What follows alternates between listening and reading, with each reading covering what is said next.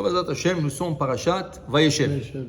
Vayeshev, dit le Rav Yaakov Krantz, Rabbi Baal HaMeshalim, il dit que c'est une des parachutes les plus difficiles à commenter. Pourquoi? Parce que tu dis, normalement dans une paracha, tu as toujours un tzaddik et un rachat. Tu parles de Yaakov, tu parles de Esav. Tu parles d'Ishmaël, tu parles de Yitzhak. Tu parles de Bil'am, tu parles de Korach et Moshe Rabbeinu. Toujours il y a un tzaddik et un rachat et tu peux commenter. Tu dis voilà, le tzaddik il a fait du bien, le rachat il a fait du mal. Mais ici tu parles de 12 frères, tous tzaddikim. Tu vas parler de mal. Chaz le Shifteya, Ezlut l'Israël. Ça c'est nous sommes issus de tous les Shevatim viennent de ce tzaddikim. Et Akadosh Baruch Hu, il n'aime pas qu'on parle de mauvais de tzaddikim. Mais on va tout ce qu'on dit le Rabbi Yaakov Krantz, le Maggid Miduvna, nous essayons de comprendre qu'est-ce qui s'est passé et de prendre des leçons nous. Nous devrons prendre des leçons d'eux. Alors on va expliquer un peu qu'est-ce qui est arrivé. Ici c'est écrit Yaakov qui s'installe en Israël après qu'il a passé le 22 ans difficiles avec son beau-père, avec le problème qu'il a eu avec Dina. Alors voilà, il s'installe en Israël et voilà que le frère, ça veut dire les enfants, ils grandissent et ils sont des bergers. Ils sortent avec leurs troupeaux dans le montagne. Et Yosef, le plus jeune, c'est pas le plus jeune, c'est avant le plus jeune. Oui, c'est le 11e. Yosef, Vayave Yosef et Dibatam Ra'el Aviem. Yosef est en train d'emmener chez le papa toutes sortes de paroles sur ses frères. On dit Diba. Diba, ça veut dire. On va expliquer dans ce cours aujourd'hui qu'est-ce que c'est exactement Diba. Et qu'est-ce qui arrive exactement?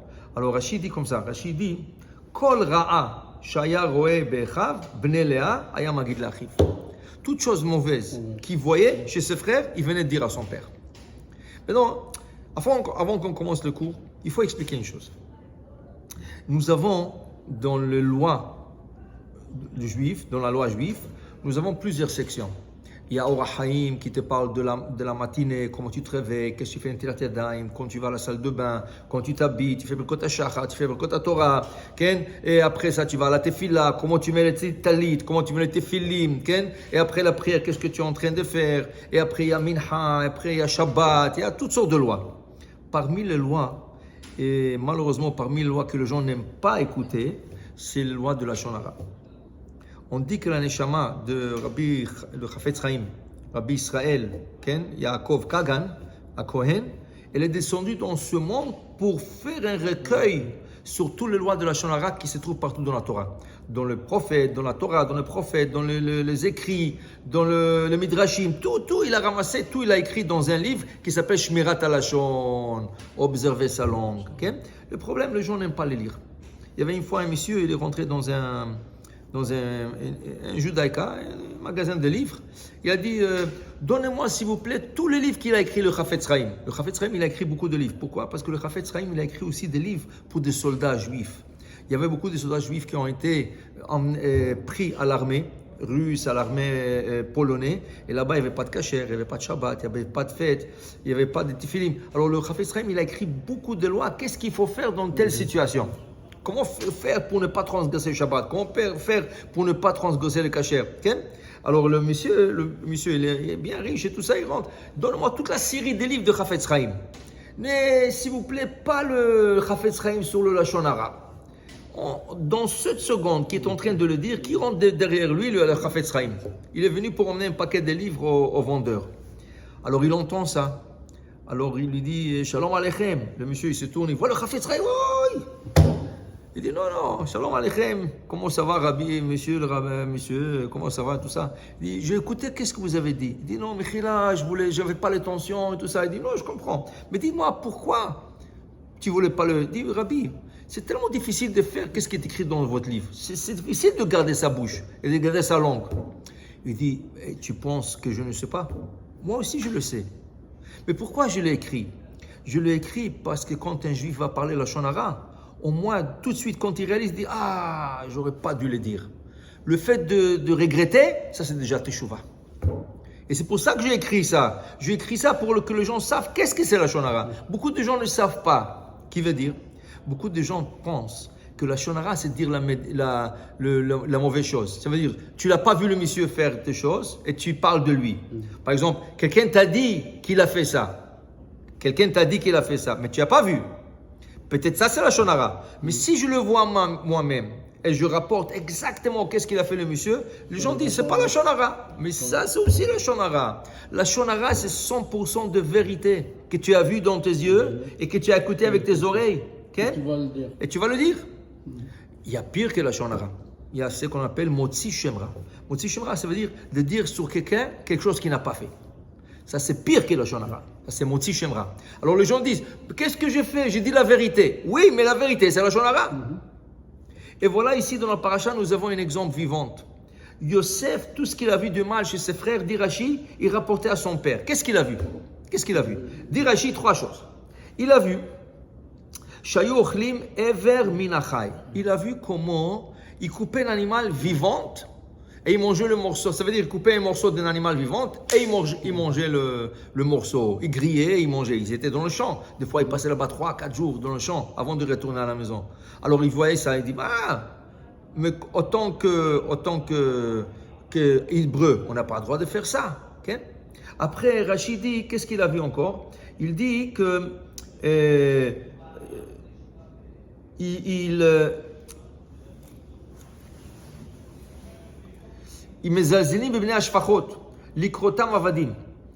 appelait entre eux les enfants de Léa, appelait les enfants de Bila et Zilpa. Vous êtes le fils des servantes.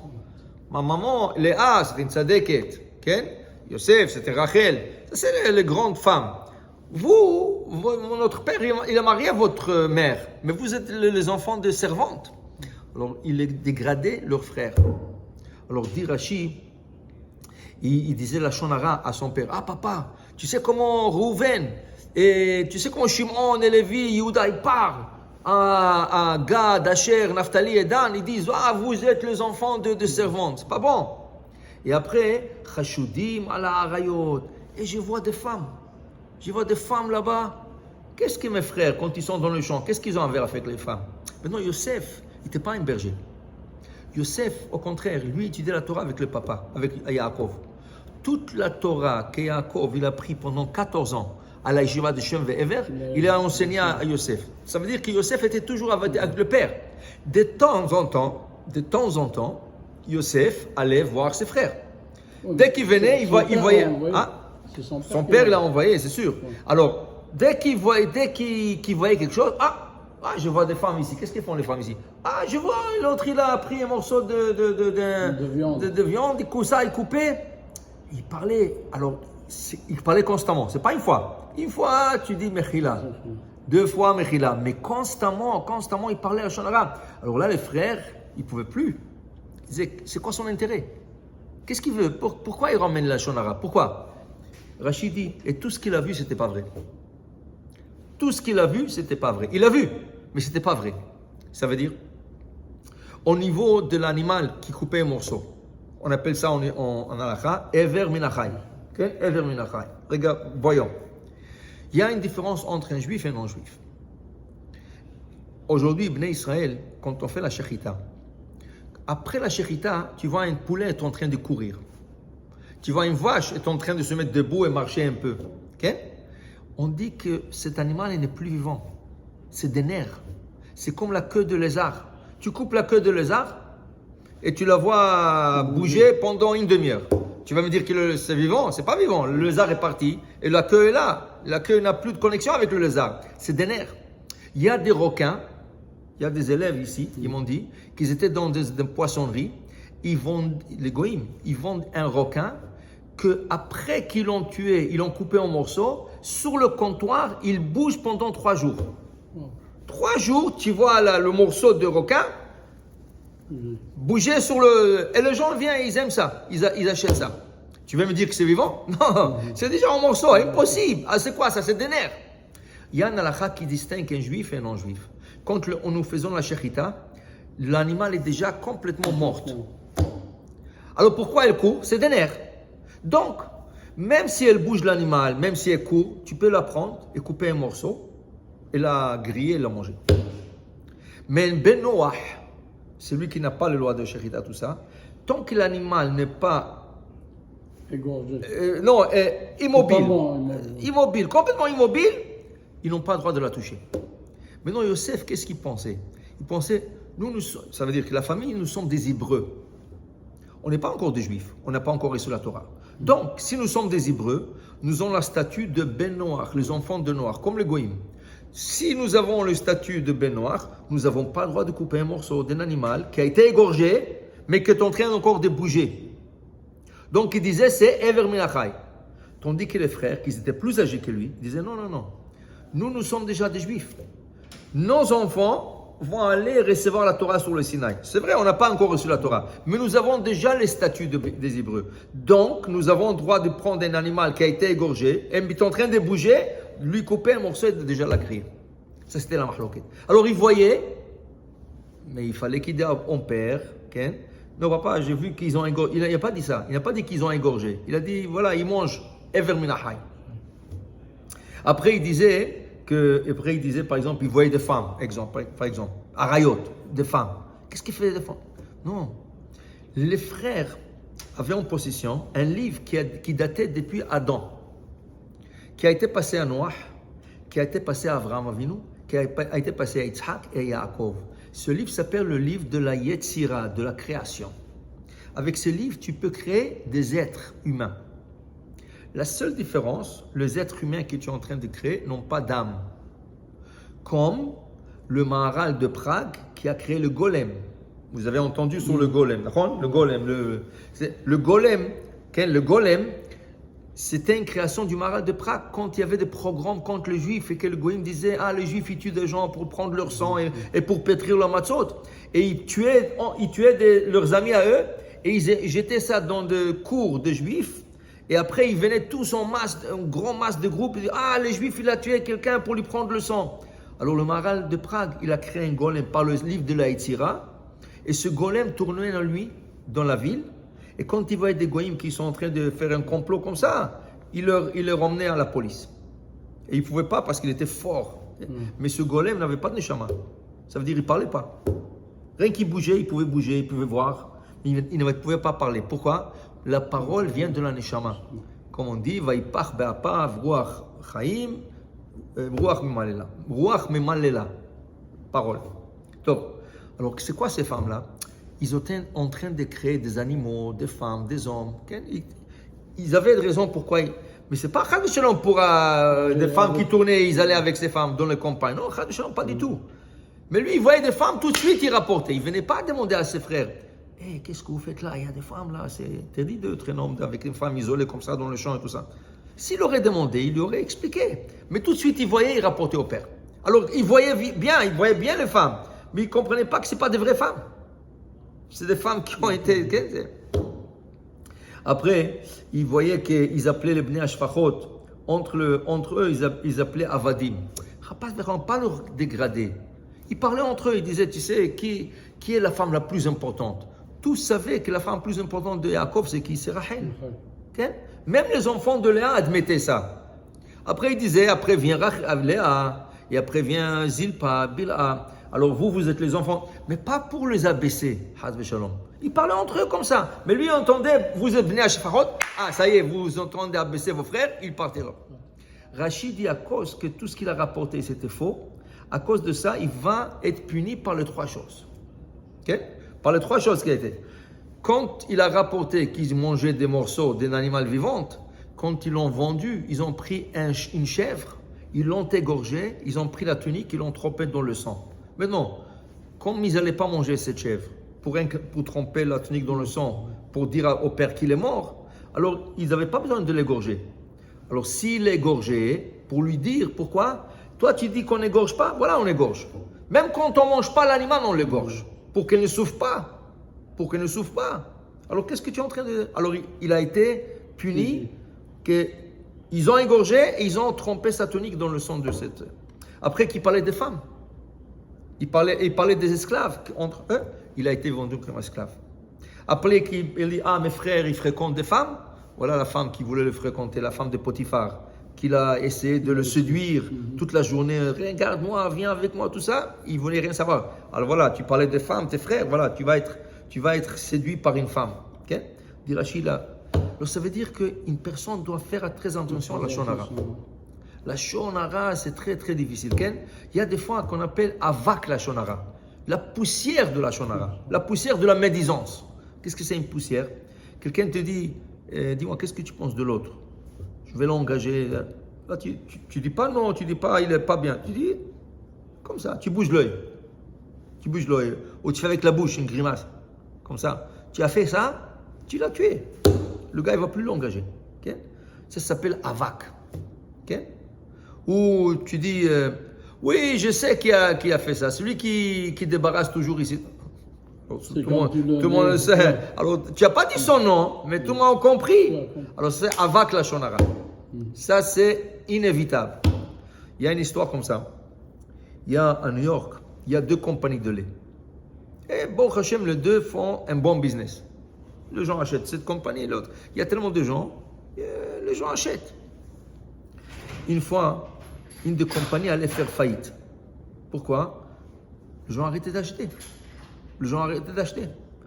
Alors ils ont commencé à investiguer. Qu'est-ce qui se passe? Pourquoi le business est arrêté? Pourquoi les gens n'achètent plus notre produit de lait et des fromages et tout ça? Alors, il s'avère, quelqu'un leur a dit, voilà que le grand rabbin à New York, Rabbi Moshe Feinstein Zatzal, le grand décisionnaire de la génération, il a déclaré que votre compagnie, votre lait, c'est pas kasher. Il dit, Chas v'shalom, qu'est-ce qu'il a vu? Nous avons un Ashgaha, nous avons tout ce qu'il faut. On n'a rien changé depuis des années. Alors ils sont partis le voir.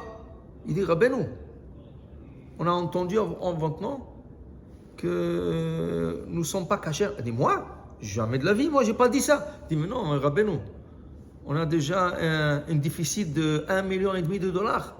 Les gens n'achètent plus nos produits et ils disent que vous... Moi, je dis ça. Le rabbin dit, écoutez, donne-moi quelques jours de réflexion. Moi, je n'ai jamais dit ça. Peut-être je dis ça, mais je ne pense pas. J'ai parlé de la shonara, moi, non. Ils sont partis. Le rabbin est en train de penser. Et là, du coup, après quelques heures, le rabbin est en train de réfléchir à quelque chose. Qu'est-ce qui est arrivé? Il y avait un homme d'affaires qui voulait absolument se rencontrer avec Rabbi Moshe Feinstein, le décisionnaire. Alors, oui, non, à la fin, ils lui ont eu un rendez-vous. Il dit, écoute, le rabbin est très occupé. Il donne des cours de Torah, il est au Beddin, il n'a pas le temps de discuter avec les gens. Mais si vous voulez, comme c'était un homme riche, important, un philanthrope et tout ça, ils lui ont arrangé un rendez-vous pendant le petit déjeuner du rabbin. Il dit, écoute, le rabbin va manger, parce qu'il a besoin de sortir pour le cours et tout ça. Vous pouvez lui poser la question pendant qu'il mange. Qu'est-ce qui est arrivé? Il y avait 2 bouteilles de lait sur la table, okay? de 2 compagnies. Le rabbin, il voulait manger un peu de céréales. Il a pris une des bouteilles. Il voulait la mettre. Après, il l'a fermé, il l'a mis de côté. Il n'a pas touché. Il a pris l'autre lait. Il s'est versé dans le... Dans ce monsieur qui a vu, ce riche qui l'a vu, qu'est-ce qu'il a vu? Oh! Pourquoi le rabbin n'a pas pris le lait de l'autre bouteille? Ah, c'est pas kasher. Alors, il est sorti dehors, il a dit à tous ses amis, vous savez, j'étais chez le rabbin Feinstein, il a dit que le lait n'est pas kasher. Non, est-ce que le rabbin l'a dit? Non. Tout de suite, le rabbin l'a appelé, il dit, viens ici. Il dit, est-ce que toi, tu es en train de propager en mon nom que moi, je dis que cette compagnie de lait n'est pas kasher? Il dit, rabbin, je t'ai vu que tu ne voulais pas manger de ça. Il dit, quand tu as vu ça? Il dit, quand vous avez mangé le petit déjeuner, vous n'avez pas mis le lait dans le céréal? Il dit, bien sûr, mais tu m'as vu ramasser la bouteille. Il dit, oui, mais pourquoi je n'ai pas versé? Je ne sais pas, parce que ce n'est pas caché. Non, pas du tout. La raison que je n'ai pas versé le lait, parce que la bouteille était vide. Il n'a pas vu l'autre. Oh. Alors, tout ce qu'il a vu, que le rabbin, il a ramassé la bouteille, il a reposé, et il a pris l'autre lait. Et de ça, il a fait une histoire. Et là, la compagnie est en déficit d'1,5 million de dollars. Okay? Pour te dire combien c'est dangereux. Ouais. Combien c'est dangereux. Tu parles d'une chose que tu ne sais pas de quoi tu parles. Okay? Et voilà, tu causes un déficit d'1,5 million de dollars. La même chose, Yosef. Tu es en train de dire à ton père qu'il mange de Ever Minacha, il fréquente les femmes, il se parle avec mal respect vers les frères. Comment tu dis ça? Est-ce que tu es venu demander à tes frères pourquoi? La première chose, quand tu vois quelque chose de mauvais chez un ami, demande-lui, hey, pourquoi tu as fait ça? Et pourquoi tu as dit ça? Pourquoi? Il va t'expliquer. Okay? Avant que tu ailles raconter ça au monde entier, et tu vas dire quelque chose de faux, et tu vas tuer ton ami. Okay? Alors c'est ça qu'il dit le Chafetz Chaim. Le Chafetz Chaim dit, Combien de gens, ils voient avec leurs yeux, ils voient. C'est pas qu'ils racontent des histoires, ils voient. Et après, ils vont aller raconter. Mais ce qu'ils ont vu, c'est pas exactement qu'est-ce qu'ils ont vu. Mais ils n'avaient pas le serré, l'intelligence d'aller demander qu'est-ce que tu as fait, pourquoi tu as fait, comment ça se fait que... Tu comprends? Et si tu aurais une explication, tu n'aurais pas causé du tort à personne. Okay? Alors ça, la Shonara, combien la paracha ici, elle parle de la Shonara. Okay? Alors à cause de ça, qu'est-ce qui est arrivé? Le pauvre Yosef, il a été vendu. Il a passé 22 ans en Égypte tout seul. 22 ans en Égypte tout seul. Okay? Il a passé une année amère avec la femme de Potiphar. Il a passé 12 ans en prison. Okay? Pourquoi 12 ans? Pour chaque frère qu'il a parlé à la Shonara, il a passé 1 an en prison. Okay? Alors, il a passé 10 ans. Et à la fin, il va passer 2 ans supplémentaires parce qu'il a fait sa confiance à un gars. Il a dit, hey, rappelle-toi de moi, toi tu vas sortir de la prison. Hein? Dis aux parents que je suis là pour pas de... Alors, 2 ans de plus, le pauvre. 2 ans. Combien il a souffert à cause de ce Shonara? Okay? Alors ils te disent, le rabbin, ils disent aujourd'hui, de quoi il faut faire attention? De la Shonara. C'est la plus grande faute de la génération. Si on sait comment se taire pour ne pas parler, okay? C'est très difficile. Okay? Mais Shlomo HaMelech nous dit, Chaim ve'amavet be'ad halashon. La langue, elle peut te donner la vie. C'est ça. Et la langue peut t'emmener à la mort. Le Midrash, cette semaine, dans la paracha, il raconte comme ça. Il y avait un roi qui est tombé malade. Ils sont venus des professeurs, des docteurs. À la fin, un docteur lui dit, vous voulez guérir? Il dit oui. Il vous faut le lait d'une lionesse. Si quelqu'un arrive à vous emmener le lait d'une lionesse, et vous buvez comme ça, un verre comme ça, vous allez voir, vous allez guérir. Le roi a dit, ça va, moi je n'ai pas de problème, j'ai de l'argent, j'ai des soldats. Mais qui c'est qui va aller dans une forêt trouver une lionesse? C'est dangereux. La lionesse, quand elle a du lait, ça veut dire qu'elle a des bébés. Elle est méchante quand elle protège ses bébés. Oh, gare à toi si tu t'approches à mes bébés. Alors le roi, il a mis une annonce. Celui qui est prêt d'aller emmener un verre de lait pour le roi de Lyonnais, un lait de lionesse, $1 million. Personne ne voulait, tu ne vas pas mourir pour $1 million. Il est venu un pauvre, il dit, lui, il n'a rien à perdre. De toute façon, il crève de faim. Il dit, moi, je vais aller. Le roi dit, oui, si tu m'emmènes, je te donne $1 million. Il dit, mais vous allez me donner un sac plein de viande. C'est tout. Tu veux quelque chose d'autre? Il dit, non, c'est tout. Il prend un sac de viande, plein de viande, et il sort à la forêt. Il sort. À la fin, il a remarqué une lionesse avec ses bébés. Donc maintenant, il voyait le loin la lionesse, elle a regardé. Qu'est-ce qu'il a fait? Il a pris un morceau de viande, il lui a jeté. Alors il a regardé comme ça, mais il n'a pas couru après. Il a partagé avec ses bébés. Le lendemain, il s'approche un peu plus, il lui jette un autre morceau. Elle a pris, il a partagé. Le lendemain, il s'approche un peu plus, petit à petit, jusqu'à qu'il est arrivé jusqu'à la lionesse. Et il est arrivé à lui tirer, il lui a donné un grand morceau de viande, il est arrivé à tirer un truc de lait, une bouteille de lait, et il s'est sauvé. Waouh, quelle mission! Réussite. Il se sauve. Il court, mais il était tellement fatigué, parce qu'il fallait qu'il fasse attention qu'il ne vienne pas le manger aussi. Alors il était fatigué, il a dit, je vais me reposer un peu, jusqu'avant de continuer la route. Il se repose, il dort comme ça, et il voit un rêve. Dans son rêve, il voit tous les organes de son corps en train de parler. Le pied qui dit à tout le corps, voyez, c'est grâce à moi qu'on est venu ici, on a pris le lait. Si pas le pied, il ne serait jamais arrivé pour prendre le. Et le main, il dit, ah oui, et qui c'est qui a trait le lait? Toi, tu nous emmenais ici, mais tu ne pouvais pas traire, tu ne traites pas avec le pied, c'est moi, c'est grâce à moi, c'est grâce à nous, ça veut dire le deux mains. Et le yeux, il dit, oui, mais il fallait voir la lionesse. Sans voir la lionesse, qu'est-ce que vous allez traire? Où est-ce que vous allez aller? C'est grâce à nous. Et les oreilles, qu'est-ce qu'ils disent? Oh, c'est grâce à nous que nous avons écouté le roi qui est en train de donner tout ça. Chaque moment. Et là, du coup, la langue, il dit, mais c'est moi qui a parlé au roi. C'est moi qui lui a dit qu'on va aller. Alors, tous les organes, les pieds, les mains, les yeux, les oreilles, tais-toi, la petite, rentre dans ton trou. Comme ça, il dit, rentre dans ton trou. Et ferme-toi la porte. Alors, il a dit, quoi? Vous me parlez comme ça? Vous allez voir, je vais vous tout savoir. Je vais vous montrer, moi. Et là, du coup, il se réveille, le gars. Il se réveille.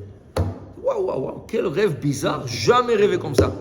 Mais ça a dû être parce que je suis fatigué.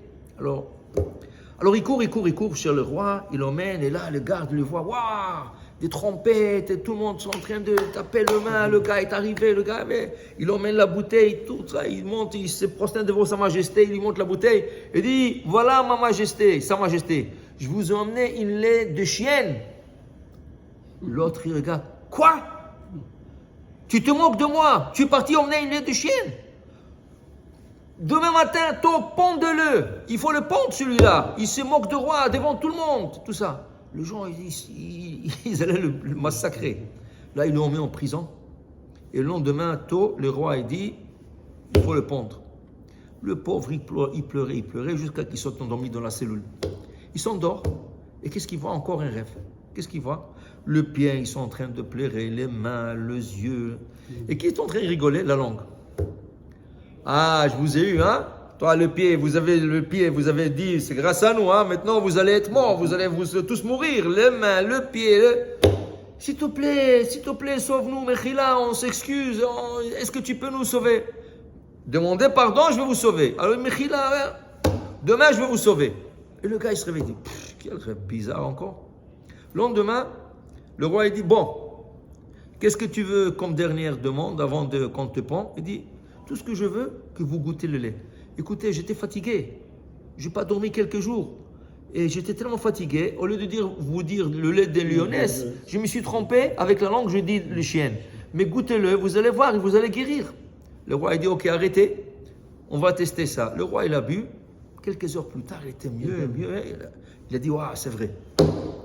Dit le Midrash, sur ça, il a dit Shlomo Melech, Mavet ve'haim biyad halashon. La langue peut t'emmener has v'shlom à la mort, et la langue peut t'emmener à la vie. Tellement c'est important. Alors voilà, Yosef, tout le problème qu'il a eu à cause de. Alors ils disent, dans notre génération, de quoi faire attention. On veut Mashiach, on veut tout ça. De quoi faire attention? De ne pas parler la shonara. Et de ne pas parler la vérité que tu vois. Mais non, il y a des choses, il y a des règles. Okay? Quelqu'un vient de parler d'un garçon, voilà. Oh, on nous a proposé ce garçon pour notre fille. Okay? Il y a des choses qu'on peut dire, il y a des choses qu'on ne peut pas dire. Okay? Ce qui est relevant, tu le dis. Ce qui est irrélevant, tu ne le dis pas. Okay? Tu dis, il a pris un voyage. Qu'est-ce que ça a à voir maintenant? On t'a demandé, le garçon, il a des bons traits de caractère. Est-ce qu'il est malade ou pas? Okay? Des choses qui ont à voir avec le chidour. On te demande, ce monsieur, je veux l'engager, est-ce qu'il sait son travail? Oui, mais il n'est pas bien avec sa femme. Qu'est-ce que ça a à voir maintenant avec le travail? Ça n'a rien à voir. Alors, il faut savoir qu'est-ce qu'on peut dire, qu'est-ce qu'on ne peut pas dire. Alors ça, c'est seulement si on étudie le livre de Chafetz Chaim. Et d'ailleurs, c'est une grande ségoula, c'est lui qui est malade, c'est lui qui veut se marier, c'est lui qui a un problème. On te dit, si tu apprends le livre de Chafetz Chaim chaque jour, parce que c'est divisé en morceaux, des petits morceaux, 2 halachot par jour, jusqu'à que tu termines le livre en 6 mois et tu recommences le cycle. Si tu termines le livre, c'est goula, tout ce que tu désires, Hachem te le donne. Pourquoi? Parce que maintenant tu sais quoi faire attention. Quand tu ne sais pas de quoi faire attention, tu peux parler la shonara sans savoir.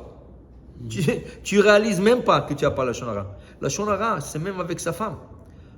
Tu sais qu'est-ce qu'il a fait aujourd'hui, celui-là, dans le travail, il a fait comme ça. Tu n'as pas le droit de parler à ta femme de ça. Même à ta femme, même à tes enfants. Okay? Alors, il y a des règles. Alors, si on apprend, on va voir que cette paracha, attachée, qui à la fin, Yosef va sortir, il va devenir le vice-roi, il va nourrir le monde entier et tout ça. Il a passé beaucoup dans sa vie, mais à la fin, il va sortir le Or Gadol à une grande lumière. Attachez nous aussi en Israël, si on fait attention à ce qu'on parle, on va sortir à Or Gadol, attachez la fête de Hanouka, la Géoula, la semaine prochaine, on va avoir une bonne lumière. Amen, ve Amen.